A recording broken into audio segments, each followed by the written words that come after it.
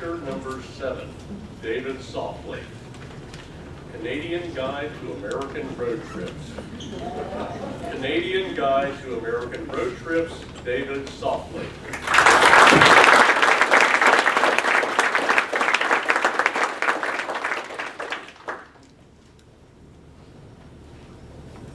The year, 2007. The family packed in the minivan. The destination, 1,700 miles away. We got started and it was going perfectly for the first 20 minutes. Then my oldest daughter says, "Daddy, I don't feel so well." Uh-oh. Her younger sister quickly follows, "Daddy, me neither." And then the littlest, "Daddy,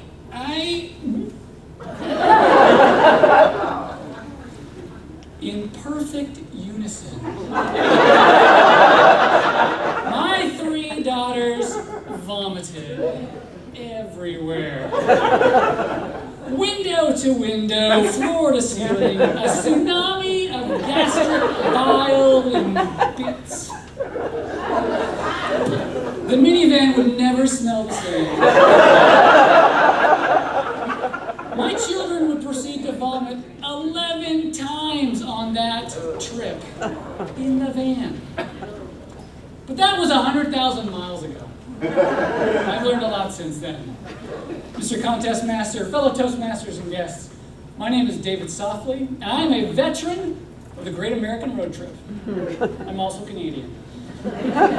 This morning I'd like to share with you 100,000 miles of wisdom contained in my Canadian Guide to American Road Trips. These are tried and true tips for successful road trips. You might be surprised to know that there's a lot of misinformation out there. To begin, I think we need to debunk a few of the common road trip myths. For example, myth number 1. You cannot get speeding tickets in Kansas. Yes, you can. I know for a fact you can get a ticket at exit 214. Myth number 2. You should not drive for more than 11 hours in a day. 11 hours? That's not a road trip, that's a field trip. 12 and over if you want to be taken seriously. Myth number 3. It's a good idea to bring your mother-in-law.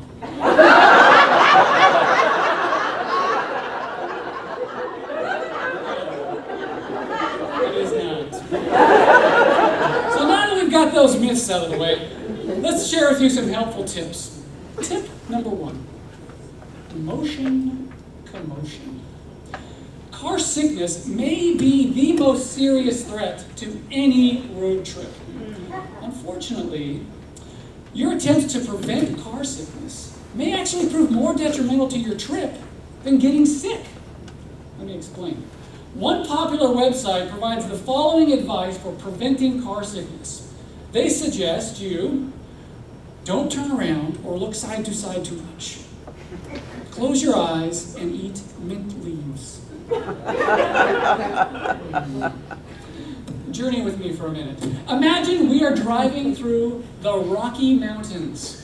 We are surrounded by majestic snow-capped peaks. There are weathered pine trees clinging doggedly to the slopes, while pristine glacial-fed rivers carve out the valley floor. And what are you doing? You are sitting dutifully in your seat, facing straight ahead, eyes closed, eating mint leaves. Why are you even there? If you cannot look out the window and soak up the scenery, I suggest that you just stay home. What can be done to avoid motion commotion? Acupressure? Hypnosis? I've even heard of people who use drugs. Can you imagine? Can you imagine drugging your children? I can.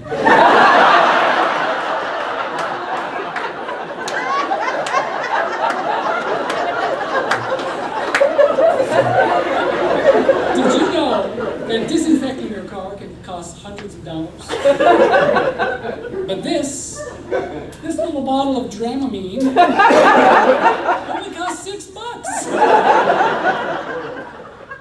Whoever said don't do drugs was not talking about road trips. Drugs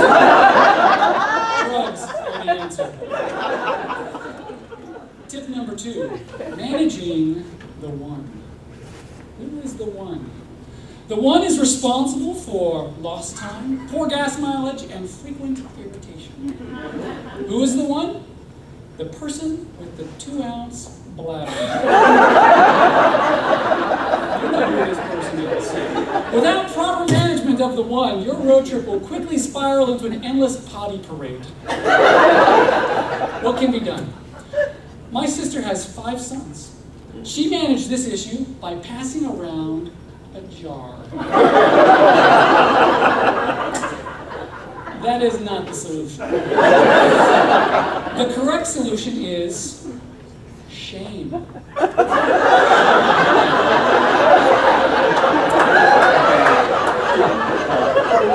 For children, you just simply need to pull out one of these.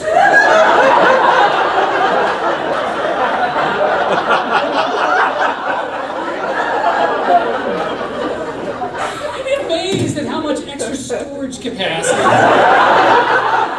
can be found when faced with the threat of wearing a pull-up.